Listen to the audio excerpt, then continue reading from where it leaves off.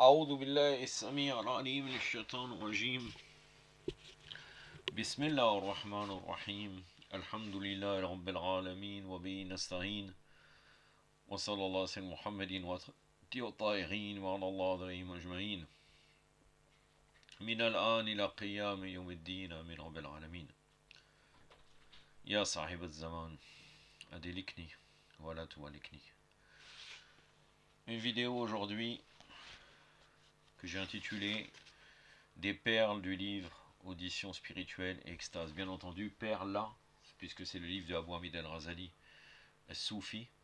On pourrait dire aussi Irfani, puisqu'en définitive, les Irfani louent aussi les soufis, les maîtres soufis. Il n'y a pas une grande différence, comme j'avais démontré dans la vidéo Jalou pour comprendre qu'est-ce que le soufisme et le Irfan, la gnose. Donc là, c'est un sujet qui sera dans la playlist de l'Irfan. On va prendre leur délire pour démontrer la fausseté à travers ce livre et à travers d'une manière générale de l'Irfan et du soufisme. Bien entendu, des perles, c'est entre parenthèses. Faut le prendre de second degré. En réalité, Abu Hamid al-Ghazali fait partie des soufis qui sont appelés dans le soufisme sobre. Extérieurement, ils respectent la charia. Enfin, la charia bakrite, mais ils respectent la charia. Ils respectent l'extérieur de la religion. Il reste quand même qu'il va tomber dans des argumentations, comme vous allez pouvoir le voir, très étonnants et clairement déviées. Dans un premier temps, puisque audition spirituelle et extase, ça fait partie du sama. Sama qui est une pratique avec de la musique et des chants religieux, en bougeant ou en restant fixe. Et après, ça suscite un extase. Donc dans un premier lieu, je vous citerai quelques hadiths concernant la poésie, puisqu'ils font de la poésie à l'intérieur, de la poésie des fois mystique d'amour, quand vous allez voir, qui peut décrire des femmes, mais bon, ils vont dire le second degré, ça concerne Allah Azza wa Jal, donc pas l'extérieur. Donc je vous citerai quelques références au départ, venant des hadiths de Ahlul Bayt, alayhim salam. Il faut savoir que le livre, là, Audition spirituelle et extase, hein, aux éditions El Bourak, fait partie de l'opus magnum, on pourrait dire, la plus grande œuvre, la œuvre majeure de Abu Hamid al-Ghazali, Ihya Ulumuddin, la revivification des sciences de la religion. Là, j'ai en main l'édition de juillet 2012, aux éditions Dar el-Bourak, la Beyrouth, Liban. Le titre du chapitre en arabe, c'est Kitab al-Adab al-Sama wal-Wajd. Donc là, si on traduit littéralement, donc c'est un chapitre dans la revivification des sciences de la religion, Ihya Ulumuddin.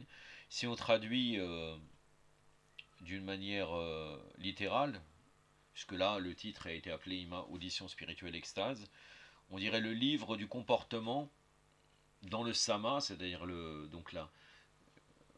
cette pratique dite spirituelle avec la musique, le mouvement, etc. Wal-Wajd, donc, et l'extase. Donc Kitab, ça fait référence à un chapitre, hein. Comme par exemple dans le Kafi, Kitab al-Aql, Kitab al-Hujja. Kitab, là, c'est fait référence d'un chapitre long, ou plus ou moins long, avec parfois des sous-chapitres. Pour commencer, nous allons aller dans ce livre, dans cet ouvrage. Non, pardon, avant je vais commencer par vous citer les hadiths. C'était comme ça que je l'avais ordonné. Donc dans un premier lieu, je vais aller dans le sujet de la poésie. Donc là, un commentaire de l'imam Baqir alayhi salam concernant le verset coranique qui dit: quand aux poètes, ce sont les égarés qui les suivent, ne vois-tu pas qu'ils divaguent dans chaque vallée et qu'ils disent ce qu'ils ne font pas, excepté ceux qui croient et font de bonnes œuvres, qui invoquent souvent le nom d'Allah et se défendent contre les torts qu'on leur fait. Les injustes verront bientôt le revirement qu'ils éprouveront. C'est dans sourate Shuara, donc la sourate Les poètes.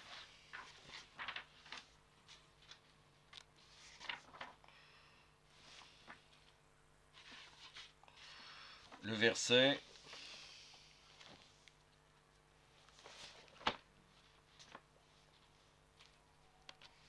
là. Donc vers la fin, la fin de la sourate, du verset 225 à 227. 227 c'est le dernier verset.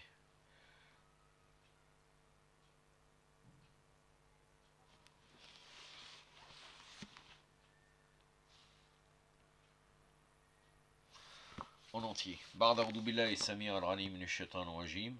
Alam tara anahum fi kulli al-wad yahimun wa nahum yaqulun ma la yaf'alun illa alladhina amanu wa amilu salihat wa dhakara Allah kaseeran wa intasaru min ba'di ma dulimu ma sayalamu alladhina dalamu hayha muqallabin yanqalibun. Sadaqallahu al-aliyyul azim. Donc là, l'imam Baqir alayhi salam nous dit, au sujet de la parole divine, quand poète ce sont les égarés qui les suivent, as-tu déjà vu un poète qui a des disciples? En vérité, ce sont des gens qui se sont consacrés à comprendre ce qui est autre qu'à la religion. Ils se sont égarés et ont égaré les autres. Là, l'imam Baqir alayhi salam nous parle d'une manière générale. Il n'est pas en train de condamner totalement la poésie, mais en règle générale, ils égarent, ils divergent. Ils délirent.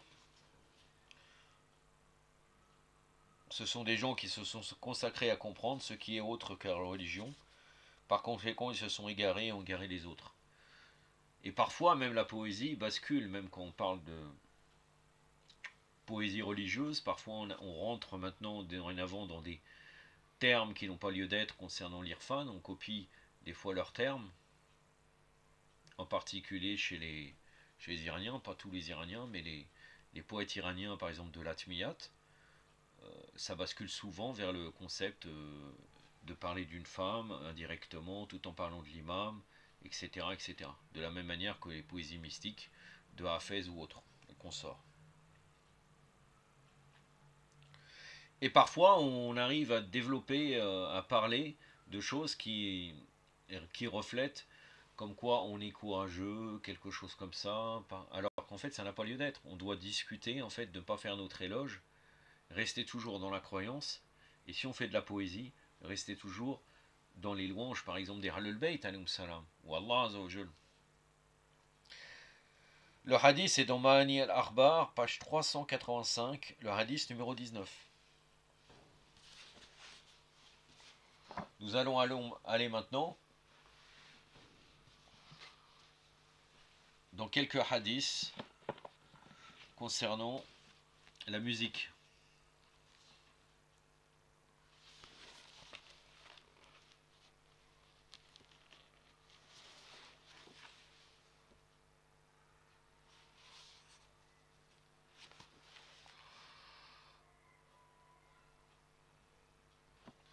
Le messager d'Allah, sallallahu alayhi wa sallam, Allahumma salli ala Muhammad wa ali Muhammad, a dit: en vérité, Allah m'a envoyé en tant que miséricorde pour les mondes, ainsi que pour éradiquer les instruments à cordes.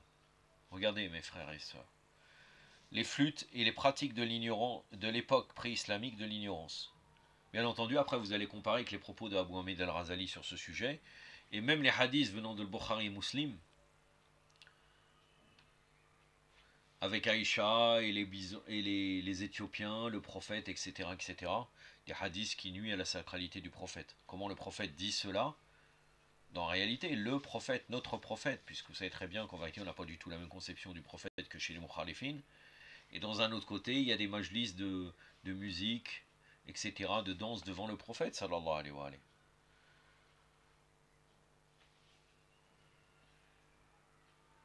Donc là, c'est dans Bihar et la Noire, le volume 79, page 250, le hadith numéro 2. Un autre hadith, l'imam Sadiq alayhi salam, il a dit, le chant prohibé est l'une des choses qu'Allah le Tout-Puissant a menacé de châtier par le feu. Et tel est le sens de la parole du Tout-Puissant. Et parmi les hommes, il est quelqu'un qui, dénué de science, achète de plaisants discours pour égarer hors du chemin d'Allah et pour le prendre en raillerie.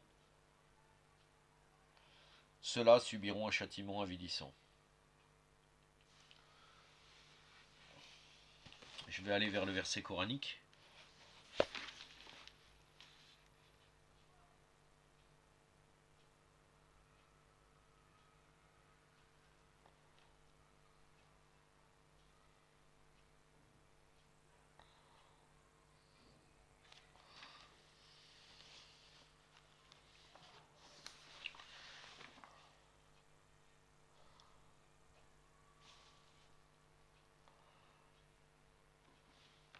C'est dans Surat Luqman, le verset numéro 6.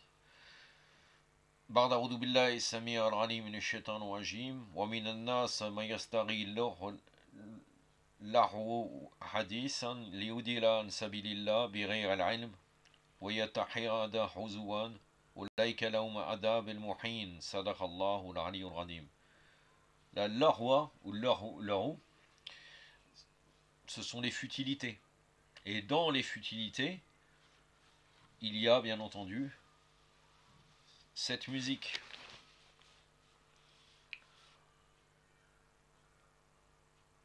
Donc c'est les choses qu'Allah Azzawajal a menacé de châtier par le feu. C'était dans Man la yadur al-faqih, ce hadith, volume 4, page 58, le hadith numéro 5092.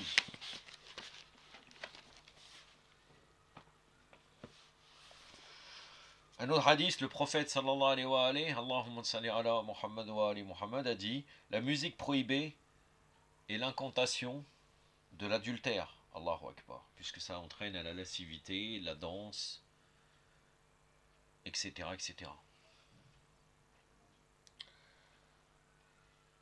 Bihar et la Noire, volume 79, la page 247, le hadith numéro 26. Un autre hadith, le prophète sallallahu alayhi wa alayhi a dit, trois choses durcissent le cœur, écouter les divertissements, s'adonner à la chasse et fréquenter le souverain.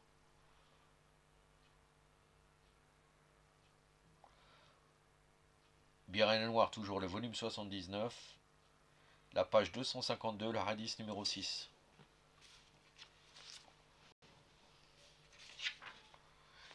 Un dernier hadith de notre imam Jafar al-Sadiq alayhi salam qui dit « La musique prohibée engendre l'hypocrisie ».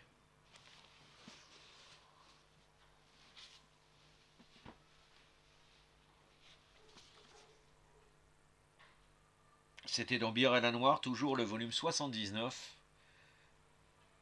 la page 241, le hadith numéro 7.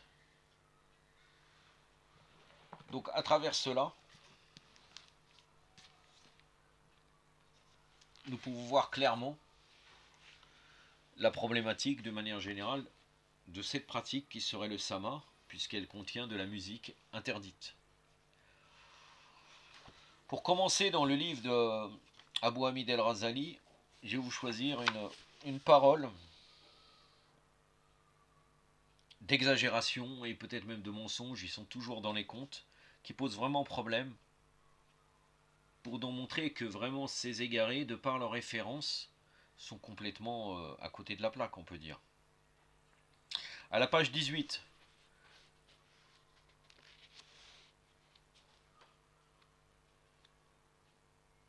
en fait,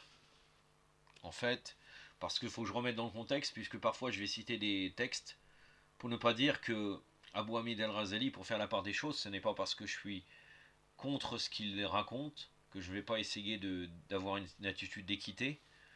En fait, au début du livre, il pose la question, est-ce que le sama est licite ou illicite? Donc après, il donne les différents avis des écoles juridiques, des mukhalifin. Et après, il ramène des propos, des fois des histoires ou bien des avis juridiques qui valident le sama. Là, pour valider le propos, qu'est-ce qu'il dit? Le grand savant Tahir ibn Bilal el-Hamadani el-Waraq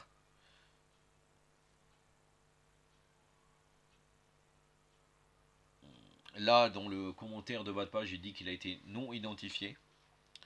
Celui qui a commenté ou bien qui a traduit, je ne sais pas si c'est celui qui a traduit qui a dit cela, ou bien dans une édition, ça a été traduit. Oui, voilà, là c'est le traducteur qui a noté.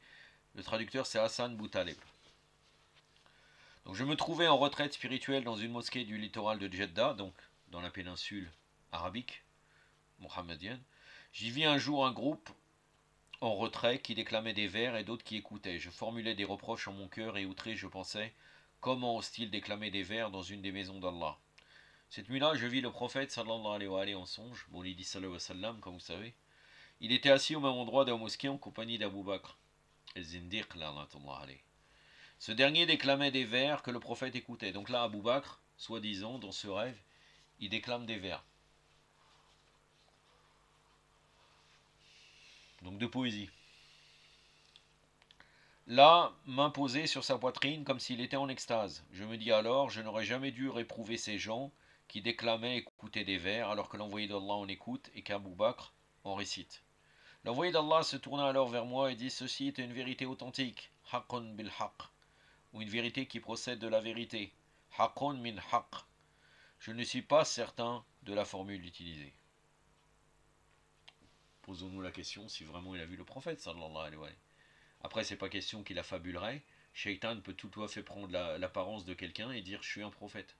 Bien entendu, il ne peut pas prendre l'apparence réelle du prophète, sallallahu alayhi wa sallam, mais il peut prétendre, comme dans cette vie, telle personne peut prétendre à Shalillah d'être l'imam Mahdi ou telle chose, etc.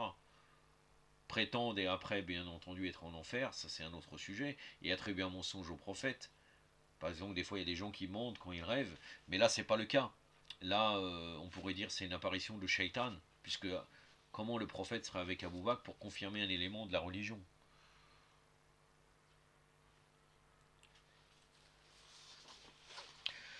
Dans la page 38, bon là,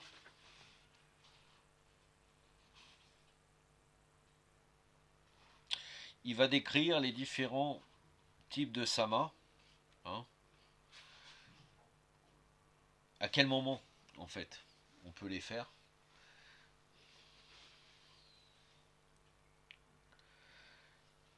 Et à la page 39, donc là, il dit le sama à l'occasion des moments d'allégresse, dans la page 38, c'est la partie numéro 5, pour renforcer et accroître une telle joie.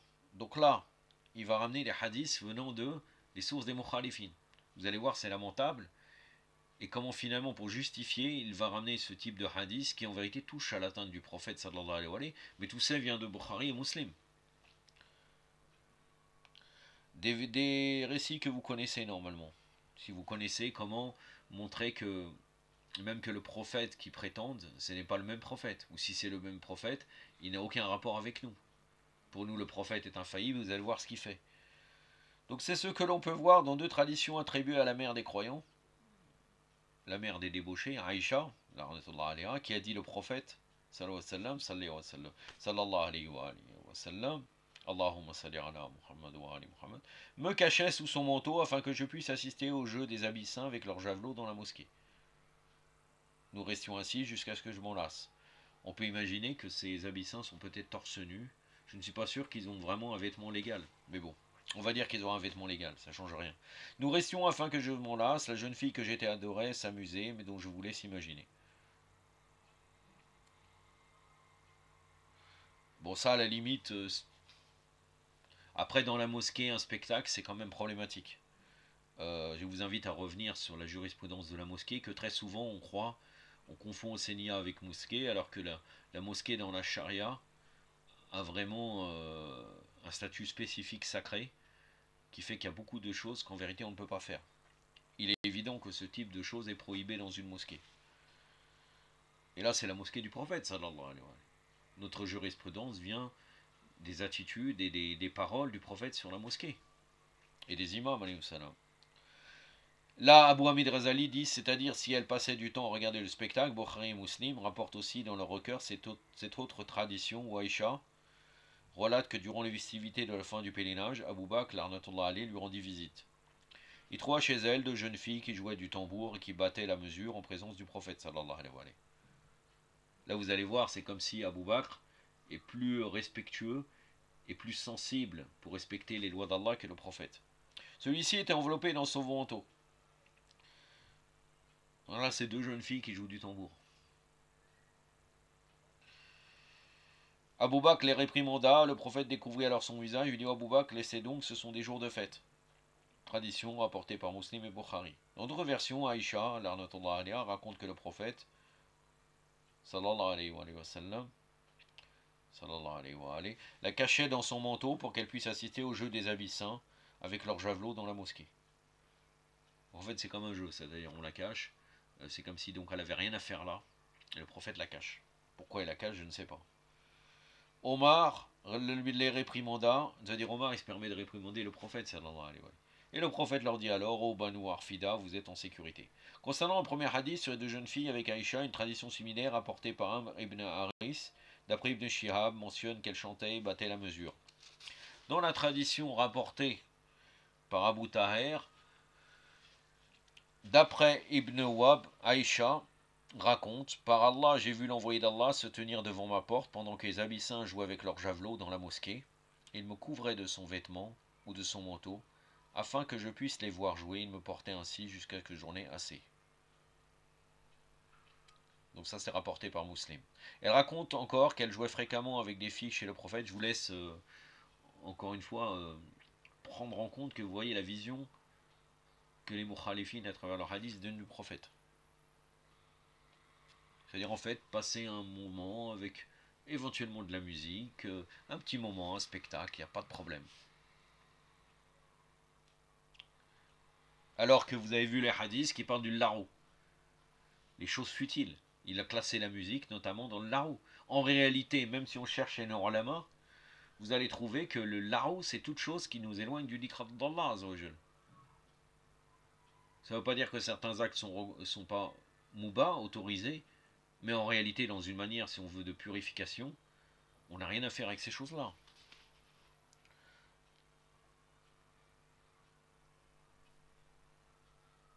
Elle raconte encore qu'elle jouait fréquemment avec une des filles chez le prophète. Subhanallah, sallallahu alayhi wa alayhi. Il demandait à ses filles de venir me tenir compagnie, celles-ci se voilaient en sa présence. L'envoyé d'Allah était heureux qu'elle vienne et joue avec moi. Par Muslim, tradition rapportée par Muslim.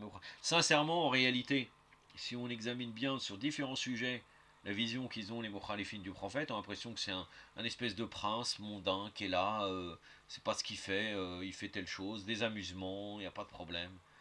Il est assis sur un baldaquin à côté d'Abou Bakr et Omar aux batailles, une folie totale.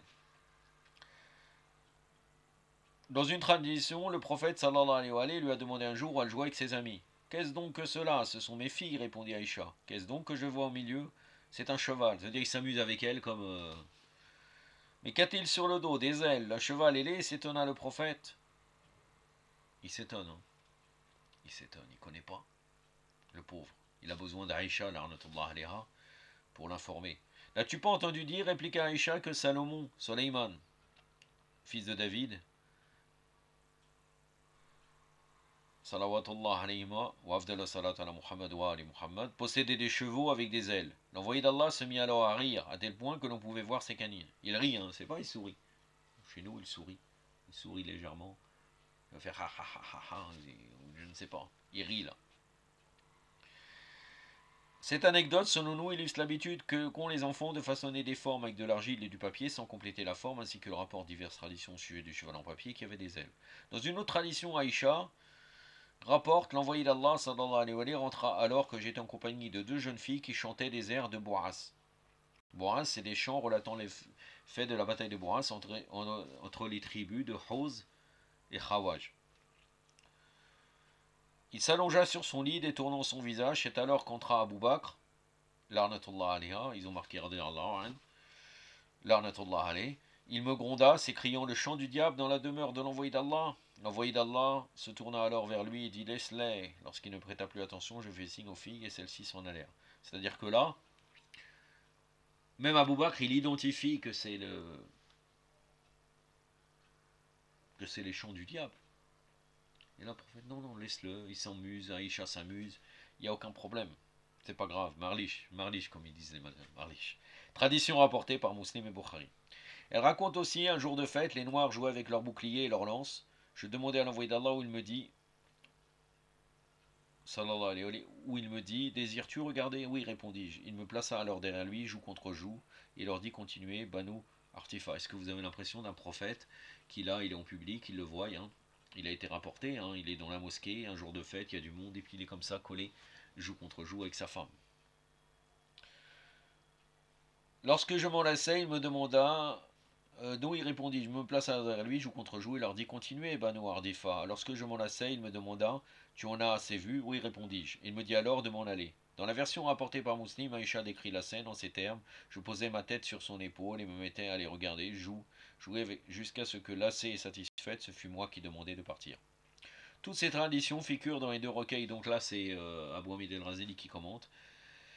Bukhari et Muslim éprouvent clairement que le chant et le jeu ne sont pas interdits. Elles permettent d'affirmer qu'un certain nombre de comportements sont permis. Voici ce qu'on peut en déduire. Tout d'abord, le jeu est permis. Là, il va faire son commentaire des hadiths. Nul n'ignore la coutume de danser et de jouer des habits saints. De plus, il est permis de jouer à l'intérieur de la mosquée. La parole du prophète sallallahu alayhi wa sallam, continuer Banu Ardifa, est un ordre ou une demande explicite de jouer. Comment considérer alors que le jeu soit interdit? Ensuite, le prophète sallallahu alayhi wa sallam a empêché Abu Bakr et Omar. Ils ont dit, radiallahu anha, l'arnatullahi alayhima, de les décrier, de les arrêter au motif qu'il s'agissait d'un jour de fête, c'est-à-dire un jour où s'exprime l'allégresse et la joie. Le prophète sallallahu alayhi wa sallam est resté longtemps debout pour écouter, regarder et faire plaisir à Aïcha, ce qui montre aussi que la vertu de comportement consiste notamment à réjouir le cœur des femmes et des enfants, les laissant assister au jeu. C'est-à-dire que même s'ils insistent à un majlis qui n'est pas correct, on peut les laisser. Cette façon de faire vaut bien mieux que la rigidité et l'austérité qui consisteraient à renoncer à l'interdire. Par ailleurs, le prophète sallallahu alayhi wa sallam a demandé de lui-même à Aïcha si elle désirait voir avant qu'elle ne le fasse, c'est-à-dire qu'il n'a pas agi ainsi parce qu'il aurait été contraint d'aider son épouse, mais pour prévenir le risque éventuel d'un accès de colère ou d'une discorde. Car le rejet d'une requête provoque souvent la discorde, menant à la rupture. Là, on est face à quelque chose d'interdit. Est-ce que le prophète sallallahu alayhi wa sallam va s'occuper, si éventuellement il ne serait pas d'accord, et ça éventuellement mener à une rupture, est-ce qu'il va s'occuper, pour éviter cette rupture, de faire un acte illicite? Je vous laisse répondre, ô vous, Shira, de Ahlul Bayt, alayhi salam. C'est un désagrément qu'il faut éviter, il vaut mieux prévenir que guérir. En outre, le prophète sallallahu alayhi wa sallam a posé la question au premier, alors qu'il n'était pas obligé de le faire. Enfin, le prophète a autorisé deux jeunes filles à chanter et à jouer du tambour, bien que cela ait été rapproché du chant du diable. Il dit clairement que ça a été rapproché du chant du diable. C'est-à-dire que lui-même, il pourrait dire à Abou Bakr, c'est trompé, c'est pas le chant du diable. Non, il dit, ça a été rapproché du chant du diable. Allahu Akbar. Ce qui prouve que ce genre de maudit n'est pas interdit. L'envoyé d'Allah écoutait la voix des deux jeunes filles alors qu'il était allongé sur son lit, mais si on avait joué avec des instruments à cordes, il n'aurait pas autorisé d'y assister, en plus cela aurait heurté son oreille. On peut imaginer qu'il est en train de regarder comme ça, là, avec les pieds étendus. Subhanallah. Comme les Romains. En vérité, on sourit, mais on sourit jaune. On rit jaune. Les Romains, on est voilà, des coussins, très à l'aise, tranquille, je suis le roi. Comme un roi. Hein? Il assiste à des majlis mondains, il n'y a pas de problème, tout va très bien. Tout va très bien, madame la marquise, comme dirait l'expression française. Mais si on avait joué avec des instruments à cordes, il n'aurait pas autorisé d'y assister, en plus cela aurait été son oreille. Tout ça, ça reste l'interprétation de Abou Hamid el-Razali. On avait joué avec des instruments à cordes parce qu'il a déterminé que les instruments à cordes, c'était pas bon. Abou Hamid el-Razali, donc il nous dit, s'il aurait eu des instruments à cordes, forcément le prophète sallallahu alayhi wa sallam, hein, l'aurait empêché, il n'aurait pas autorisé. Cela, en plus, aurait heurté son oreille. Il ressort de ce qui précède qu'il n'est pas interdit d'écouter la voix des femmes, contrairement à d'autres mélodies produites par les instruments avant. En vérité, dans le charia, on n'autorise pas une femme seule de chanter. Devant un nom mahram, on ne l'autorise pas. Un groupe de femmes, éventuellement, ils disent que c'est possible. Je vous rapporte le parole de Fouqa, c'est pas moi. Il ressort de ce qui précède qu'il n'est pas interdit d'écouter la voix des femmes. Là, c'est pas la voix d'une femme, c'est la voix des femmes. Bon, là, à la limite, on pourrait dire peut-être qu'il a le même avis d'une femme seule qui chante, c'est pas possible. Contrairement à d'autres mélodies produites par les instruments avant, on ne l'interdit que lorsqu'on craint une tentation fitna. Ces analogies, donc Qiyas, donc là je vous laisse encore une fois voir le blâme du qiyas, de l'analogie, selon Ahlul-Bayt alayhim salam. Ces analogies et ces textes prouvent donc que le chant et la danse sont licites, autant que le fait de jouer avec un tambour, avec des boucliers et des javelots, d'assister aux danses des abyssins et des noirs dans tous les moments de joie, par analogie avec les jours de fête religieuses qui sont des moments d'allégresse comme le jour de mariage, le repas de noces. C'est-à-dire en fait, c'est possible d'assister à ce type de margis en les comparant. On pourrait dire que ça serait l'exception de mariage, mais là en les comparant en disant comme le mariage ça serait autorisé, selon eux, hein, selon les Mukhalifin, selon Abu Hamid el-Razali, et ben donc c'est autorisé d'une manière générale. Comme des moments d'allégresse, comme le jour du mariage, le repas de noces, la aqiqa, la circoncision, le retour du voyage et autres occasions heureuses permises par la loi révélée. Il est également autorisé de manifester sa joie lors de visites ou la réunion de parents, dans un endroit pour manger et discuter ensemble. Ce sont autant d'occasions pour écouter le savant. Maintenant, je suis à la page 52. Et là, maintenant, il va discuter sur la poésie très connue. C'est les poésies qui parlent extérieurement des femmes. Donc là, il va falloir les interpréter au niveau ésotérique. Alors qu'en vérité, il peut susciter le hawa, la passion, etc., etc. Les shahawat.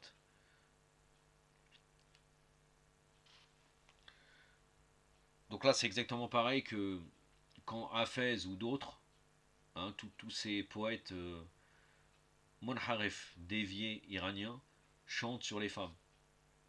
Et eux, après, les Iraniens, ils mettent la musique, leur instrument particulier qui est clairement interdit. Et c'est tellement dans la culture que chez eux, beaucoup de religieux même écoutent ce type de musique. Ça leur pose pas de problème. Donc là, que dit Abu Hamid el-Razali? Je vais essayer de... Donc là, c'est les arguments en faveur du sama, hein, c'est ça. Donc là, il va parler de... Quand à la poésie d'Ina Seb, qui consacre à décrire les joues, les tempes, la beauté de la stature, et de la taille et autres traits de la jante féminine. Vous allez voir quel est le rapport. Il n'y a aucun rapport avec quelque chose de la divinité. Quand on parle du joug, de temple, la beauté de la stature, c'est pas comme par exemple la main d'Allah est au-dessus, par exemple, puisque chez Mukhalifin ils attribuent, ils sont anthropomorphistes vis-à-vis d'Allah. La main d'Allah est au-dessus, on peut forcément l'interpréter. Mais sur certaines choses des femmes, c'est impossible. Par exemple, il y a des poètes qui décrivent le noir des yeux ou bien la forme des yeux. Quel rapport avec Allah Azzawajal? Quel rapport? Et mérite un examen plus approfondi pour en juger le statut. Il est vrai qu'il n'est pas interdit de composer ni de chanter ce genre de poésie, que ce soit avec ou sans accompagnement musical. Donc là, il ne fait pas la parenthèse en disant voilà, il n'y a que le tambour éventuellement qui est autorisé. Toutefois, l'auditeur ne devra pas associer les paroles et l'image d'une femme en particulier, sinon son épouse de sa concubine, et non une étrangère, car cela n'est pas permis. Donc en fait, là, c'est de la poésie, en vérité, profane. Donc là, c'est pas seulement il va penser à la divinité, si des fois il a un désir, il faut qu'il pense à sa propre femme. Il ne doit pas associer les paroles et l'image d'une femme en particulier. Par contre, il a le droit de l'associer à une femme. À quoi ça sert? Je me pose la question, vraiment. Celui qui a une telle tendance, en se représentant une image non permise avec toutes les pensées qui tournent autour, doit assurément éviter le sama. En effet, quelqu'un qui est dominé par la passion ramène tout ce qu'il entend à l'objet de son désir, que les paroles correspondent ou non à cet objet. Car tout terme et toute expression peuvent être associés par le biais de la métaphore à une image. Mais pour celui dont le cœur est dominé par l'amour d'Allah, ça reste que de la conjecture. Hein. C'est-à-dire, moi, je vous montre cela pour vous dire que vous pouvez donner l'argument contraire. Ça reste de la conjecture et une forme de goût, en fait. De suivant sa passion, il donne les interprétations qu'il veut. Mais celui dont le cœur est dominé par l'amour d'Allah, la description de la noirceur des temps, par exemple, lui rappellera l'obscurité de l'incroyance. Je ne savais pas que quand je vois les temples, subhanallah, je pense à l'obscurité de l'incroyance. Ils sont fous, ces gens. Et vous allez voir, ils sont encore plus fous. Vous allez voir après ce qui a suscité des extases et des états assez fous. Et il faut bien voir que, encore une fois, je vous répète que les Irfani valident cela. Ils le valident. Les Irfani chiites, je parle de l'Irfan actuel, hein, Ibn Arabi, le soufisme, etc., tout mélangé. Encore une fois, que je vous avais démontré à travers la vidéo, jalons pour comprendre qu'est-ce que le soufisme et l'Irfan. Et les maîtres, ou ceux qui sont influencés par l'Irfan, les chouyours chiites, ne critiquent pas cela. Ils ne critiquent pas ces maîtres-là. Les maîtres Soufi, c'est la gnose de toute façon. La gnose, on accepte tout. On peut accepter tout. Il cite la parole de Ibn Arabi qui dit je suis du côté de l'amour, là où posent les caravanes, je suis le. L'émir Abdelkader al-Jazairi avait la même chose. Ibn Arabi, l'arnatullah alayh, dit l'amour, je suis la synagogue, je suis telle chose, telle chose, telle chose, le temple des idoles. Essentiel, tout se vaut dans l'amour. L'amour. L'union. Donc là, l'union. Dans la rougeur des joues, lui rappellera la lumière de la foi.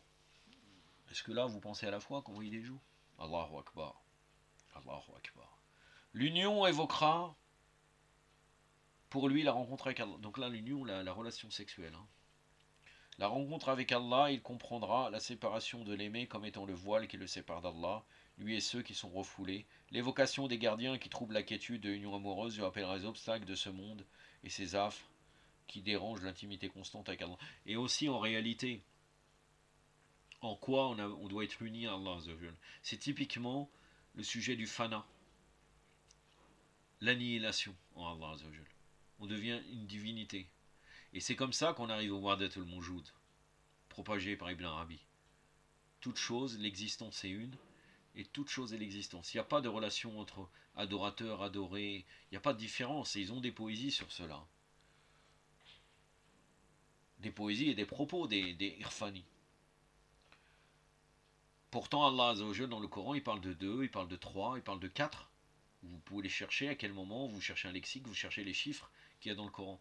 Pourtant, normalement, tout est un, tout est Allah Azzawajal selon eux. Il n'a nul besoin de déduire, de méditer ou d'un temps de réflexion pour comprendre ces choses, car les idées qui dominent son cœur précèdent la compréhension des mots et de l'expression. Voilà, là on va arriver dans le ridicule total. Un maître spirituel s'est rendu au marché et a entendu quelqu'un dire « Les meilleurs valent un dixième de grain d'orge ». Il fut aussitôt saisi par un état extatique. Quand il demanda ce qu'il avait mis dans un tel état, il répondit « Si les meilleurs valent un dixième de grain, que dire alors des mauvais ?» Ils vont dire ça, c'est le summum, Allahu Akbar, c'est le summum de la pureté. Quelqu'un il parle d'un grain d'orge et il arrive à... Un autre qui traversait le marché entendit quelqu'un dire Ya Satar al-Bari, signifiant hautain sauvage. L'extase s'empara alors de lui. Quand on lui en demanda la raison, il répondit regardez la folie. C'est comme si j'avais entendu Allah dire sois généreux et tu verras ma bonté. Asir Tara al-Bari, c'est-à-dire il change le mot en arabe. Et c'est lui qui change dans son esprit. Et il dit ça le rend en extase. Même un nom arabe, el-Ajami, peut être saisi par l'extase. Lorsqu'il entend des vers en langue arabe, avec certaines lettres, existent aussi dans sa langue, si bien qu'il peut interpréter ces vers différemment. Quelqu'un a récité ce vers Wamazarani fi al-layla ila khayaloho et ne m'a rendu visite la nuit que son image. Un nom arabe fut fortement ému en entendant ces mots. Lorsqu'on lui demanda la raison, il répondit il a dit Mazarim. En effet, le terme zar en persan indique la perdition imminente. Donc en fait, là, c'est une langue. Et parce que ça ressemble à quelque chose d'autre dans son autre langue, dans une autre langue, donc là, cette personne tombe en extase. Quelle folie, quelle folie. Il s'imagine donc que le récitateur disait nous courons tous à notre perte, et il ressentit le danger lié à des nations dans l'autre monde. Bon, maintenant, nous sommes dans le sujet de l'extase. Donc là, vous allez voir encore une fois la problématique de tous ces gens. À la page 87, le chapitre 2. Donc là, on va juste voir, là, ils ont cité certains propos concernant l'extase. Et je vais vous en citer un seul.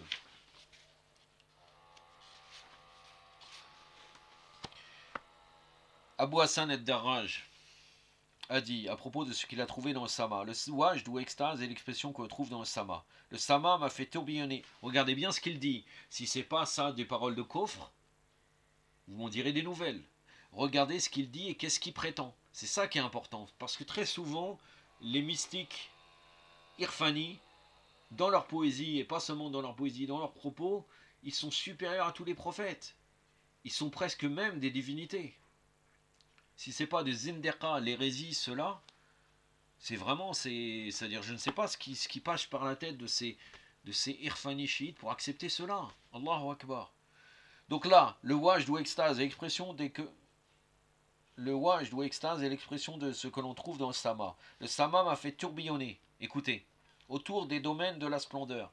La splendeur, il veut dire la splendeur d'Allah Azzawajal, puisque c'est avec un grand S. Il me fit découvrir Allah dans l'acte du don.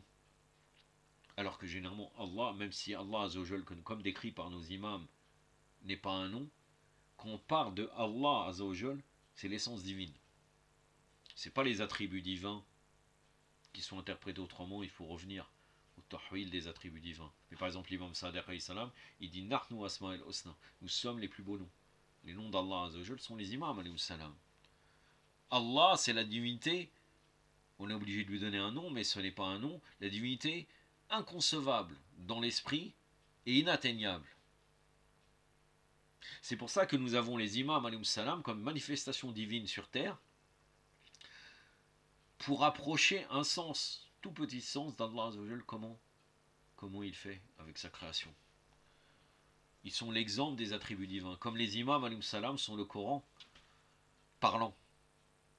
Car le Coran, déjà le Coran, il faudrait revenir, est-ce que c'est le Coran actuel ou le Coran osmanien? Le Coran, d'une manière externe, en livre, il ne représente rien si on n'a pas un représentant. Le prophète sallallahu alayhi wa sallam représentait le Coran. Et l'imam Ali alayhi salam a dit cela à la bataille de Siffin. Il a dit, vous avez le Coran, quand ils ont demandé l'arbitrage. Ce Coran, entre les feuilles que vous mettez au-dessus des lances, devant vous, vous avez le Coran qui marche, qui est l'imam. Donc là, lui, il prétend, le sama fait tourbillonner autour des domaines de la splendeur, il me fit découvrir Allah dans l'acte du don. Allahu Akbar. Il me fit boire à la coupe de la pureté. Je connus alors les demeures d'agrément divin, puis il m'a conduit dans le jardin de la transcendance et du décret d'Allah. Il y a deux possibilités. Soit il est touché par le shaitan, c'est-à-dire shaitan, il lui a fait imaginer tout ça, l'imagination, il lui a fait croire cela, parce qu'il est touché, il apprend. Ou bien c'est quelqu'un qui en vérité dit ces paroles-là pour que les gens le respectent et qui cherche une attitude de pouvoir. Il y a beaucoup de choses comme ça chez les soufis en vérité. Beaucoup de choses qui en vérité sont là, ils parlent de cela, de ces stations sublimes, pour que les gens ils aient de l'influence chez les gens et ils deviennent des maîtres face à des disciples complètement endoctrinés. Bon là maintenant c'est très intéressant, subhanallah. Page 107, Abu Hamid el-Razali, et je terminerai là. Donc là il veut dire comme quoi les paroles du sama, parfois, l'écoute du sama est préférable à l'écoute du Coran. Vous allez voir l'argumentation satanique. À la page 107, tu feras peut-être la remarque suivante. Si l'écoute du Coran... Et en vérité, il va tomber dans une argumentation qu'on va se dire, c'est peut-être il a raison, peut-être il a raison. Parce que finalement, c'est vrai. En vérité, ce qu'il va dire, l'état, quand on lit le Coran, il n'est pas forcément le même. Il n'est pas forcément toujours similaire. On peut être touché suivant la piété, suivant les versets, suivant l'expérience qu'on peut avoir. Acquise, on va dire, ah, ce verset me touche plus à travers l'expérience de la vie, etc., etc. Mais est-ce que c'est suffisant pour dire que parfois on passe sur un vers, sur un verset coranique, pardon, rapidement, et puis parfois on reste bloqué sur le même verset? Est-ce que c'est suffisant pour dire que le sama est supérieur? Puisque le sama utilise de la musique, tout un entraînement, des mouvements, etc., etc., qui en vérité on est touché par shaitan, la passion, l'extase, el wajd exactement. Donc tu feras peut-être la remarque suivante. Si l'écoute du Coran procure le wajd, pourquoi leur vient-il à l'esprit de se réunir pour écouter les chanteurs, puisque que c'est limité à la récitation du lecteur du Coran? Donc là il prend un argument pour le contrer, un argument de ceux qui seraient opposés à cela. Il est plus convenable qu'ils se réunissent et s'extasient durant les séances de récitation coranique au lieu des chants. Il est plus convenable également d'inviter à ces cérémonies un lecteur du Coran plutôt qu'un chanteur, chose qui est vraie. En réalité c'est vrai, puisque nous on cherche la guidance, on ne cherche pas à avoir un état. Quand on s'élève dans notre piété et petit à petit on évolue dans certains domaines, ou bien peut-être on régresse dans ces domaines de spiritualité, c'est pas un état qu'on a cherché, on ne suscite pas un état. Ça veut dire que si on va dans les dhikrs chez les soufis, vous remarquerez bien qu'il y a toujours quelqu'un qui va commencer à crier. Il est habitué tout le temps en fait. C'est du cinéma, c'est quoi? C'est-à-dire, soit son âme est malade en fait. À chaque fois, c'est lui qui tombera en extase. Il va commencer à bouger dans tous les sens, il va chanter, il va crier, je ne sais pas ce qu'il va faire. Si par exemple dans l'atmiyat, quelqu'un tombe dans cet état, c'est bien. C'est bien si cet état il l'a pas suscité lui-même. Mais c'est pas volontaire. On devrait mieux se contrôler, on devrait théoriquement se contrôler. Par exemple, la timiyat, ou même récitation coranique. C'est possible que quelqu'un a eu un état à ce moment-là, même si tout ça, c'est des pratiques qui ressemblent aux soufis. Chez les soufis, dans nos hadiths de Ahlul Bayt, on doit éviter qu'ils soient les paroles ou les actes qui ressemblent aux soufis. Il faut essayer de se contrôler. Mais bon, si c'est pas volontaire, mais quand on va chez les soufis, on trouve toujours les mêmes. Il y a toujours besoin, il y a toujours quelques gens qui vont tomber en extase, qui vont bouger dans tous les sens, qui vont faire les fous. C'est toujours pareil. Donc là, en fait, lui, il voudrait que les gens s'extasient à chaque fois lors de la lecture du Coran.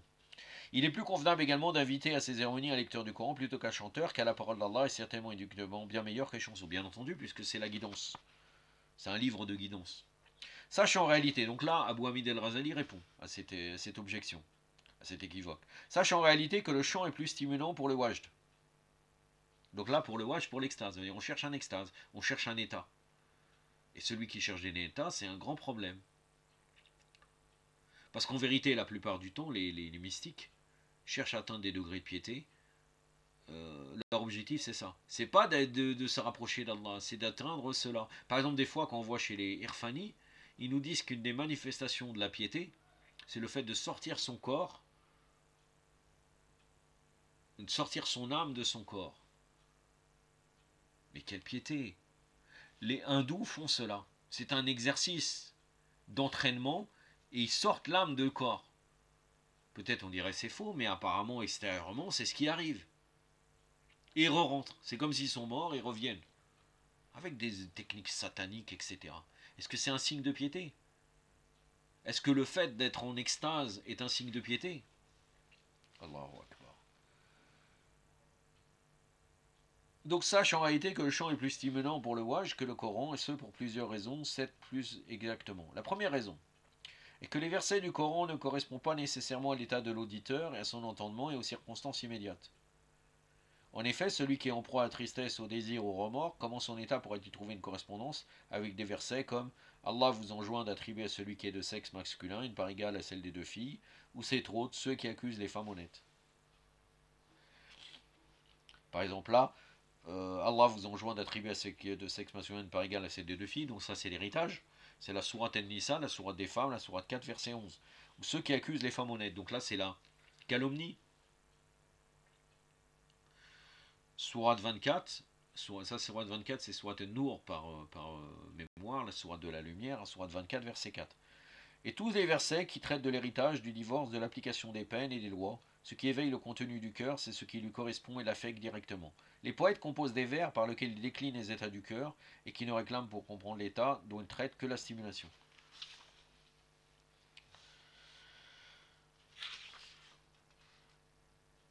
Donc en fait l'argumentation c'est de dire que en fait les poètes ont fait que leurs vers, tous leurs vers nous entraînent vers la stimulation et la motivation du wajd, de l'extase, d'Allah Azzawajal, d'après eux.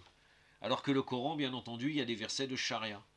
Il est évident que celui qui va tomber en extase, donc qui va être très touché par des versets de charia, c'est aussi un problème. Il peut être touché par la justesse de la charia, éventuellement, mais il ne va pas avoir un état qui va le faire pleurer, par exemple. Normalement. Et tout est possible de nos jours. Donc là, ces versets-là, c'est pour ça que si quelqu'un viendrait les réciter le Coran, c'est pas évident que l'audition, ceux qui écoutent tomberont en extase. Donc là, j'étais à la page 107, je passe directement à la page 109 pour vous relater une histoire. On rapporte qu'Aboul Hossein el-Nouri se trouvait au milieu d'une assemblée qui discutait d'une question doctrinale. Après avoir observé le silence, il leva la tête et récita les vers suivants. Regardez.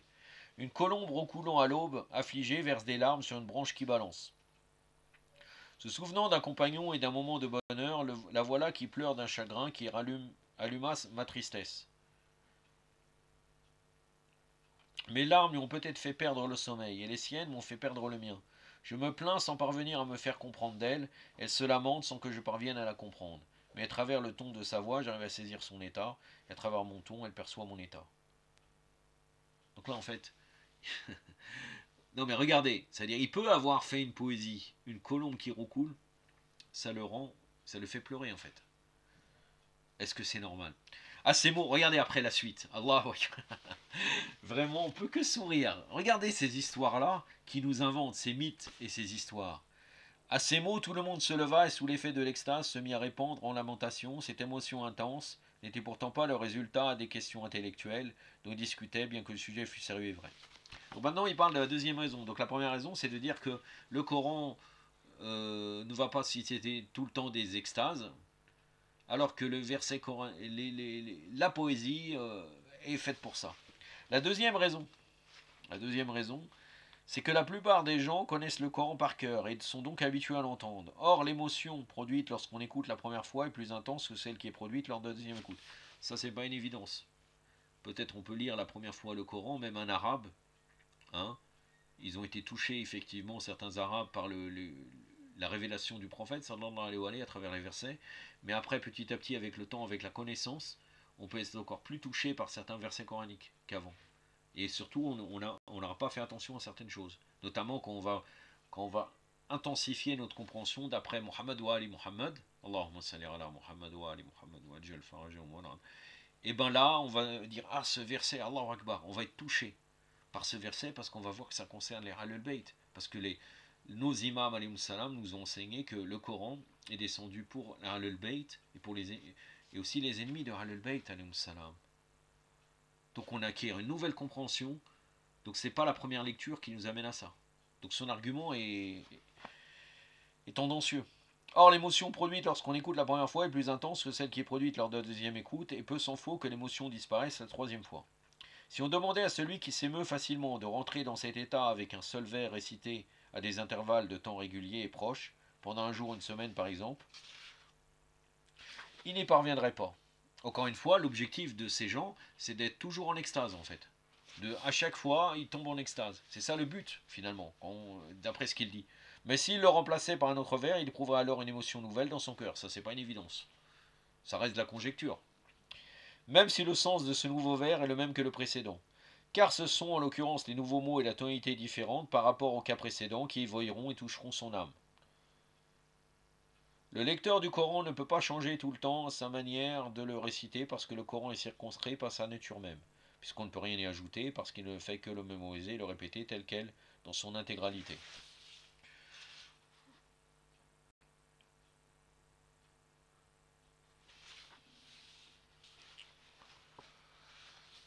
C'est à cette réalité que fait allusion Abu Bakr, le véridique, al-Zindiq, l'hérétique, lorsqu'il vit des bédouins arriver et pleurer durant la lecture du Coran. Il leur dit alors, nous étions comme vous au début, mais nos cœurs ont durci.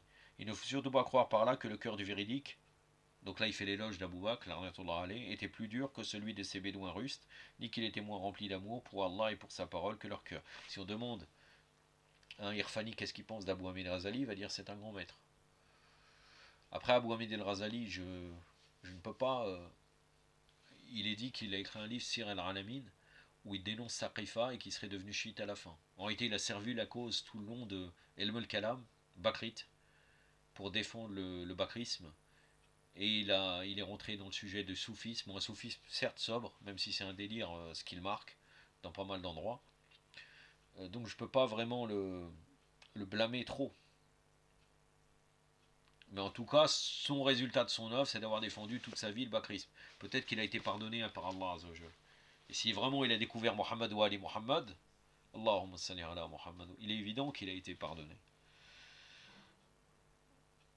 Mais de nous dire que, parce que quand les gens disent c'est un grand mystique, les Irfani, ils le respectent, c'est pas lié au fait qu'il serait devenu chiite, c'est pas la question, c'est par rapport à ce qu'il a écrit. Et là vous voyez ce qu'il raconte sur Abu Bakr.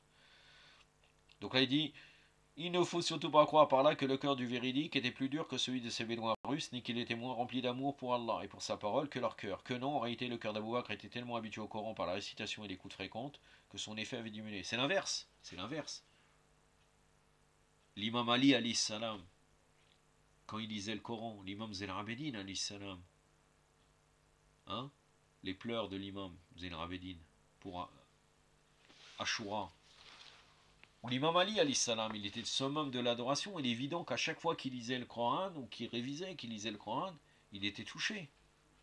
Est-ce que son état changeait parce qu'à force de la répétition? En effet, il est impossible par nature qu'un individu qui pleure lorsqu'il entend un verset du Coran qu'il n'a jamais entendu auparavant le fasse à chaque fois qu'il l'entend. Ça, c'est une évidence. Mais est-ce que le but, c'est ça? Est-ce que le but, c'est de pleurer continuellement? Peut-être que c'est possible qu'on arrive à une sensibilité extrême. Et il y a des gens qui ont certaines sensibilités, même quand ils parlent, et dès qu'ils parlent d'un sujet euh, qui est touchant vis-à-vis de la religion, ils pleurent.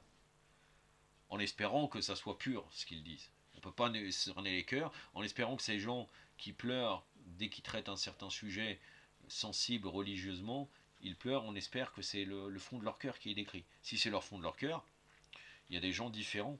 Ça veut dire que c'est pas parce qu'on répète qu'on n'est pas touché. Et ce pendant des années où qu'il pleure à chaque fois qu'il le récite, bien que le verset soit le même que celui qu'il a ému la première fois. La différence est que la première fois il s'agissait de quelque chose d'inconnu et de nouveau pour lui, et que chaque chose nouvelle procure un plaisir, et chaque événement impromptu a une répercussion. L'habitude et la fémérité atténuent l'émotion, et c'est pourquoi Omar, l'arnatullah alayhi, a interdit aux gens, regardez, ça c'est très important, regardez Omar ce qu'il a fait, a interdit aux gens d'effectuer très fréquemment les circonvallations rituelles autour de la Kaaba. En fait, il a voulu tout contrôler. C'est-à-dire même le fait de faire tawaf autour de la Kaaba, ça lui a posé problème. Il s'en est expliqué en disant, regardez l'excuse qu'il a ramenée, si c'est vrai, si tout ça est vrai. Hein, mais on prend leur argument pour les contrer. Si on veut attaquer Omar, on va l'attaquer avec leurs sources. Je craignais que les gens finissent par traiter la maison d'Allah avec morgue, c'est-à-dire qu'ils s'y habituent. Voilà.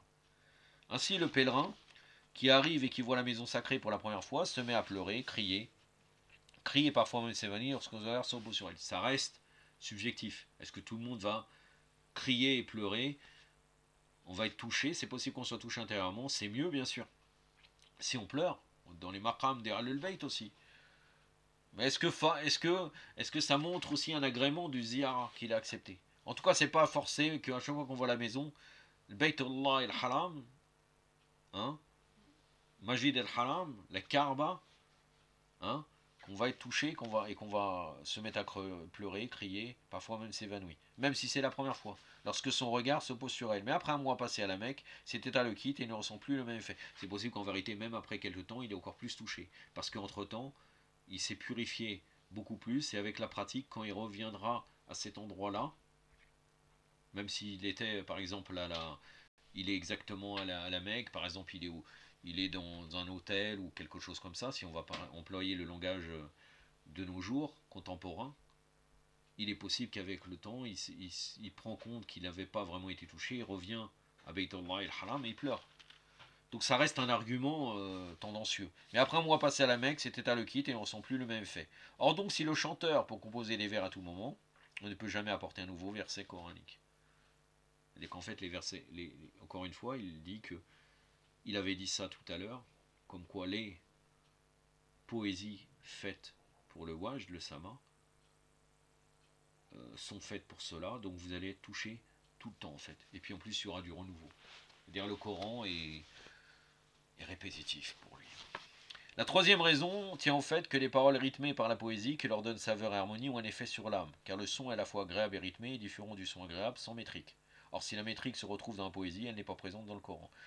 Bien entendu, il y a la mélodie de la poésie, c'est une réalité, mais là n'oubliez pas que le sama est fait avec de la musique. Et le sama de nos jours, et même le sama par exemple, si vous voyez chez les Turcs, chez les Iraniens et tout, etc., c'est avec le ney, avec tous ces instruments-là, qui en vérité lui-même dit, Abu Hamid el-Razani, même chez nous c'est clair, ces instruments à son avec en soufflant sont interdits.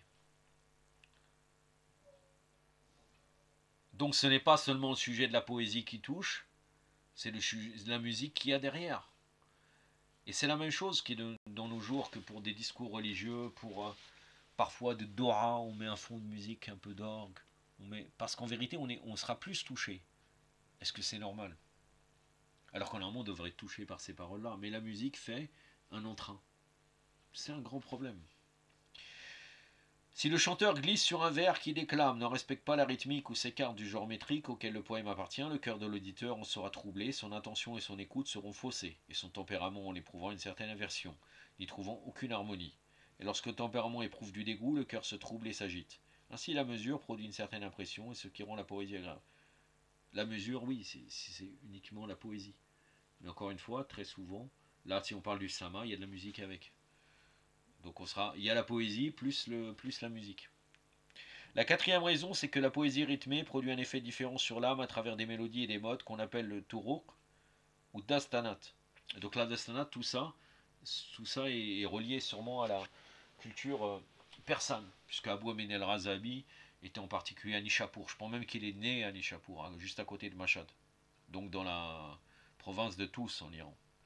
La variation dans les modes consiste à allonger les voyelles courtes et à raccourcir les voyelles longues, à marquer une pause brève après certains mots et à en couper certains et en joindre d'autres. Cette méthode de récitation est permise en poésie, mais pas avec le Coran, qui n'admet d'autre récitation que celle avec laquelle il a été révélé. C'est intéressant parce que vous voyez qu'Abu Hamid el-Razali a une position proche des Ahlul Bayt face à la récitation du Coran. Puisque quand Allah Azzawajal parle de la récitation claire, Tartil, les imams, et j'avais fait 2 vidéos sur ce sujet-là, les imams nous parlent de la récitation, non pas avec du spectacle, comme il est fait de prolonger les mots, etc., etc., d'une lecture claire. C'est-à-dire comme on lit, si quelqu'un sait lire l'arabe, c'est cela la lecture claire. Et là, vous voyez qu'Abu Hamid el-Razali dit la même chose, mais vous pouvez vous interroger pour la lecture actuelle qui est faite, notamment quand on parle de tajwid avec les récitateurs connus, est-ce que c'était valable ou pas? Selon les Ahlul Bayt, ce n'est pas valable. Et en vérité, même Abu Hamid el-Razali pense cela, puisqu'il dit cette méthode de récitation, en allongeant les voyelles courtes et raccourcir les voyelles longues, etc., est permise en poésie, mais pas avec le Coran, qui n'admet d'autre récitation que celle à laquelle il a été révélé. Peut-être même qu'à l'époque, chez les Mukhalifin, sur ce sujet-là, ils avaient la même position que nos imams, alayhim salam.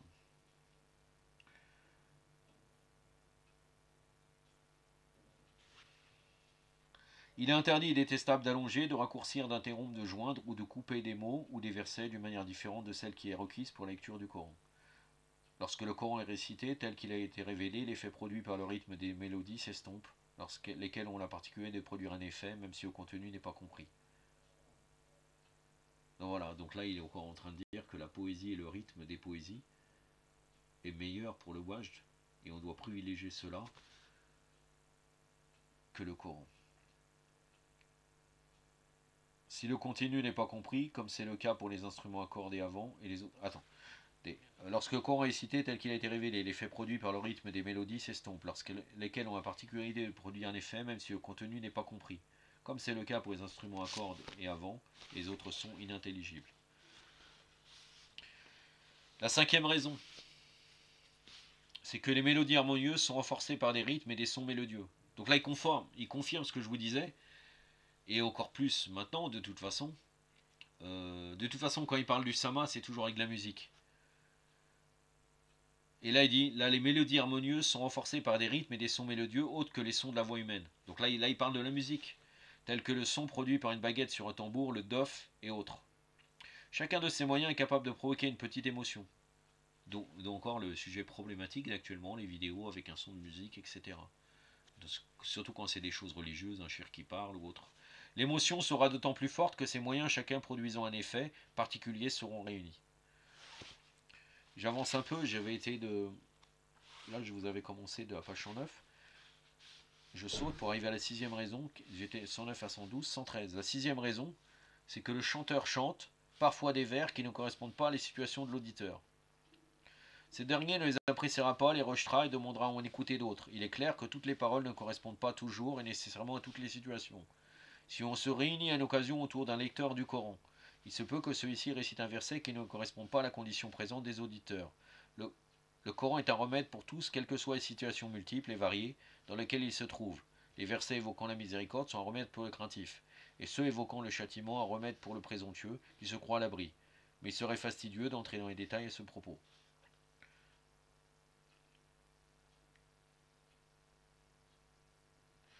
Donc là, il est en train de nous dire, puisqu'après il continue, mais j'avais sauté, je n'avais pas détaillé, j'étais pas rentré plus loin. Il nous dit qu'en définitive, si on récite certains versets coraniques qui ne correspondent pas à l'état de la personne, c'est problématique. Donc il est en train de nous dire qu'il vaut mieux réciter les poésies reliées au sama. Parce que la personne n'appréciera pas. Mais est-ce que forcément on doit écouter le Coran d'une manière collective? Ça c'est une question. En réalité, quelqu'un qui aura envie d'écouter du Coran, il a un état, il va avoir envie de l'écouter, donc ça ne sera jamais rébarbatif pour lui à ce moment-là. La page 114, il y a une septième raison qui mentionne Abu Nasr Sarajatoussi. C'est un soufi, bien entendu. Il a écrit Kitab al-Lum'a, l'un des traités majeurs et classiques du soufisme. Et il a un long chapitre à l'intérieur concernant le Sama et le Wajd. Et j'en aurais terminé par cela. Donc lui, il a invoqué une septième raison, malgré qu'Abu Hamid el-Razali nous parle que de 6. Il dit: pourquoi le chant est préféré au Coran pour le Sama? Le Coran est la parole d'Allah et l'un de ses attributs. Il s'agit d'une réalité qui ne peut supporter ni appréhender la nature humaine, car cette réalité est incréée, et donc les attributs humains ne peuvent le supporter. Si la moindre parcelle de ses significations et de sa splendeur était dévoilée au cœur, ces derniers se briseraient, seraient subjugués et envahis par la perplexité. Les mélodies agréables, quand elles conviennent à la nature humaine, cette correspondance est inhérente aux attentes et non au droit.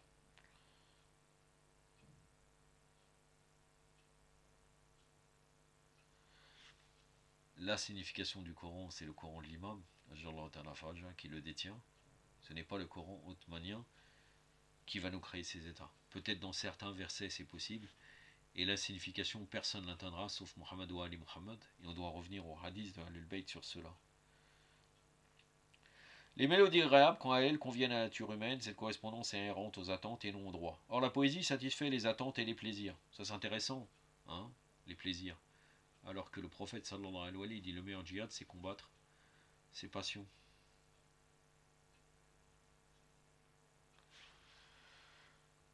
Lorsque les mélodies et la voix s'unissent aux allusions et finesses des vers de poésie, que ces derniers en forment d'autres pareils, cela est plus proche des attentes et plus léger pour les cœurs, car les choses créées s'adaptent les unes aux autres. Tant que la nature humaine demeure avec nos attributs et nos attentes, nous prendrons plaisir à écouter des airs mélodieux et des voix agréables, et notre réjouissance de voir durer notre plaisir par la poésie l'emporte sur celle procurée par la parole d'Allah, qui est son attribut et sa parole qui émanent de lui et retournent à lui. J'ai rien à rajouter. Pour conclure, en définitive, il faut bien voir que Abu Hamid al-Razali fait partie des soufis qu'on dit sobres. Hein, comme par exemple Junayd al-Baghdadi. Junayd al-Baghdadi, qui me semble qu'était à l'époque de l'imam Moussa al-Khazem. Pourtant, il ne relate aucune rencontre avec lui. Pourtant, il était à Bagdad. Hein. Bon, il était à l'époque donc de Haroun el-Rachid, Haroun el-Dalal, l'Arnatullah alayh, puisque donc Junayd et l'imam Moussa al-Khazem. Ça n'empêche qu'ils ont toujours certaines prétentions. Vous avez vu certains propos qu'il a pu développer en citant certains mystiques comme lui. Et la plus grande problématique, encore une fois, c'est le fait que nous, disciples de Ahlul Bayt, les Irfani, vont toujours vers ce type d'auteurs et leur louent pour leurs œuvres.